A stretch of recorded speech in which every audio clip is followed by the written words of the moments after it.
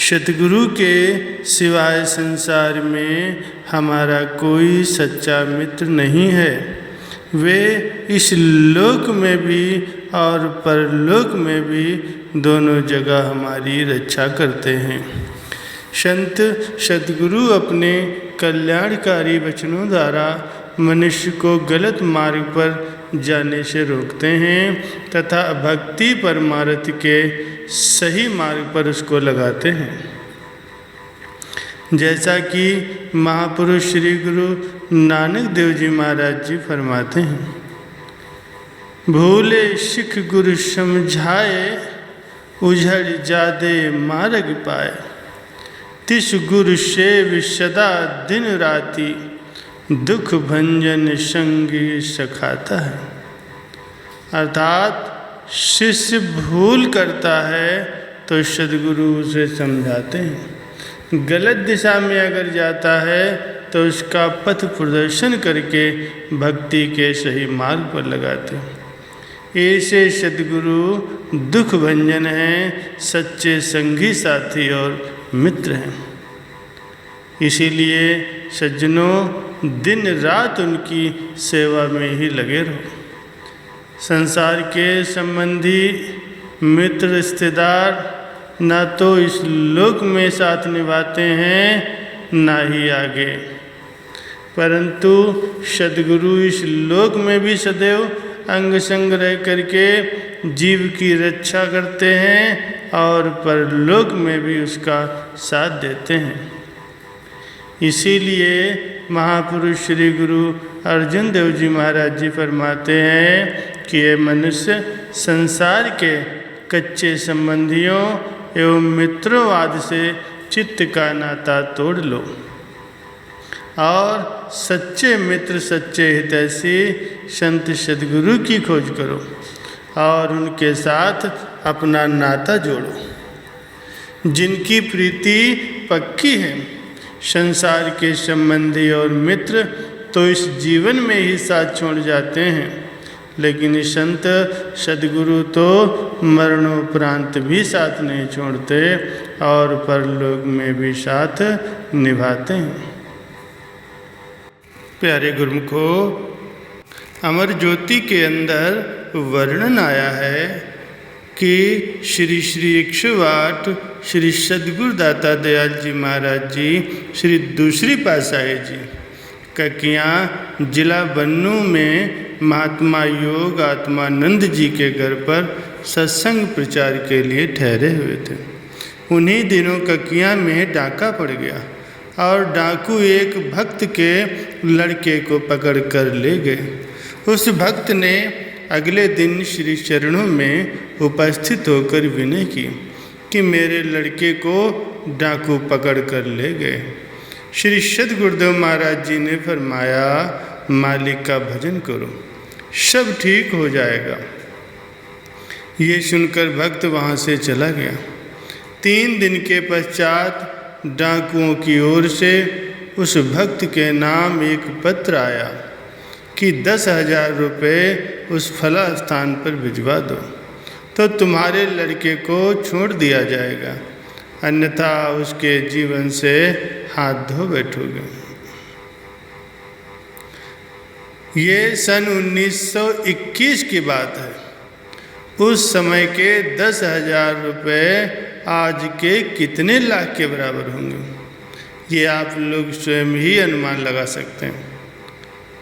उस भक्त का एक ही लड़का था, इसलिए पत्र पाते ही वो भागा भागा श्री गुरु महाराज जी के चरणों में उपस्थित हुआ और पत्र के विषय में सारा वृत्तांत कह सुनाया। आपने फरमाया कि तुम्हें पहले भी कहा गया है कि भगवान का भजन करो, कुदरत सब काम ठीक कर देगी।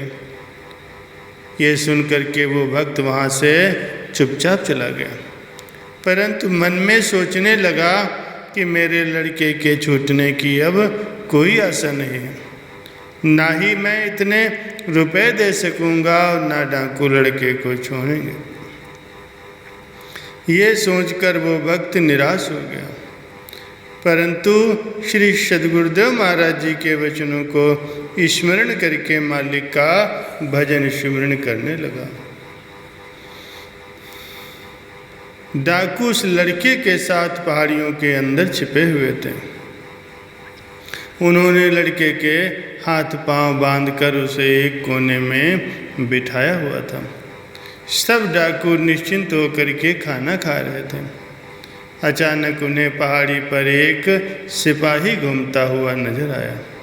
एक डाकू बोला, मालूम होता है कि पुलिस आ गई है। सब डाकू उस लड़के को वहीं छोड़कर भाग खड़े हुए। डाकुओं के भागने पर वो सिपाही नीचे उतरकर लड़के के पास आया और उससे सब हाल पूछा। लड़के ने अपना नाम, अपने पिता का नाम, अपने गांव का नाम सब कुछ बता डाला और डाकुओं का सब हाल भी सिपाही को कह सुनाया। सिपाही ने उसके हाथ पैर खोल दिए और उसे साथ लेकर उसके गांव की ओर चल दिया। गांव के निकट पहुंचकर उसने लड़के को छोड़ दिया। लड़के ने सिपाही को घर चलने के लिए कहा, परंतु सिपाही ने मना करते हुए कहा, मेरा काम तो तुम्हें छुड़ाने का था, सो तो हो गया, अब मैं जाता हूँ। उस लड़के ने घर पहुंचकर अपने घर वालों को सब आप बीती कह सुनाई। वो भक्त मन ही मन समझ गया कि श्री सद्गुरुदेव महाराज जी के अतिरिक्त इस परिस्थिति में वहाँ भला कौन पहुँच सकता है।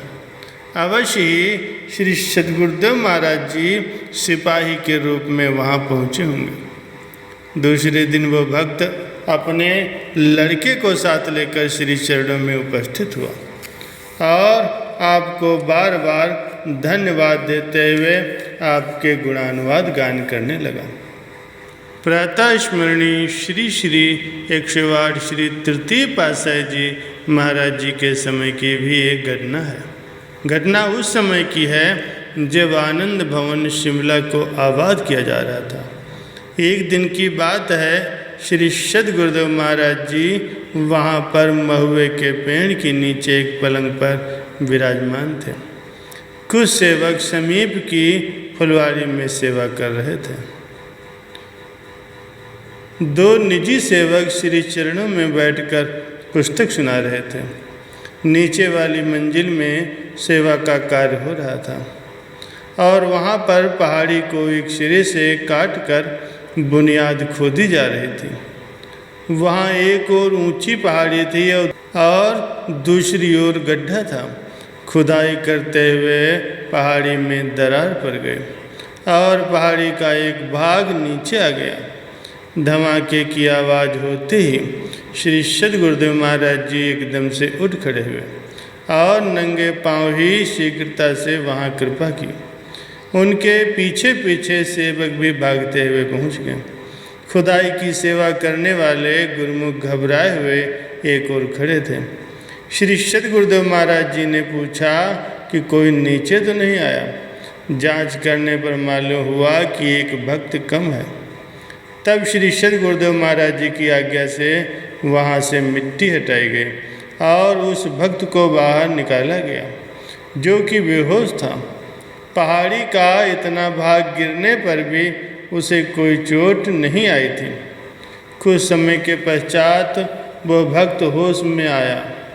होश में आने पर उसने बताया कि जब पहाड़ी मेरे ऊपर गिरी थी तो श्री सद्गुरुदेव महाराज जी भागते हुए आए और मुझे गोदी में ले लिए। उसके बाद मुझे कुछ भी पता नहीं कि मेरे साथ क्या हुआ। तत्पश्चात उसने श्री चरणों में दंडवत प्रणाम कर विनय की कि आपने मेरे लिए बहुत कष्ट उठाए हैं।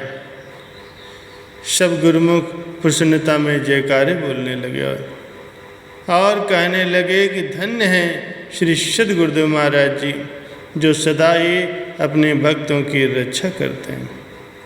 प्यारे गुरुमुखों, तात्पर्य यह है कि संसार में केवल संत सद्गुरु ही जीव के सच्चे साथी, सच्चे सहायक और मार्गदर्शक हैं। वे इस लोक में भी सदा अंग संग्रह करके जीव की सहायता करते हैं और परलोक में भी साथ निभाते हैं।